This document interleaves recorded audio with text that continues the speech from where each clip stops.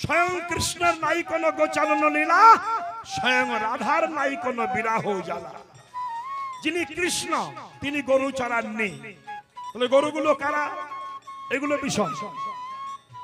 9 লক্ষ গরু একটা ছোট্ট বালক চড়াতে পারে কি? এটাকে বিজ্ঞান মতে যুক্তি হবে না। এই জন্য কীর্তন শুনতে আসতে হয়। কীর্তন এটা হিন্দু ধর্ম ভীষণ কঠিন, একে আস্বাদন করতে গেলে খুব জ্ঞান দরকার।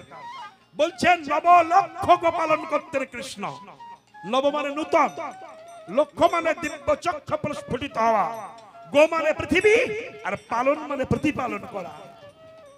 যার নতুন লক্ষ্য কৃষ্ণ চরণে জন্মিয়েছে, ভগবান গুরুদেবের বদন থেকে কর্ণকুহার হইতে হৃদয়ে প্রবেশ করে সেই নতুন লক্ষ্যকে নিয়ে পৃথিবীতে প্রতিপালন করেন। তাই তো নব লক্ষ গো পালন বলা হয়।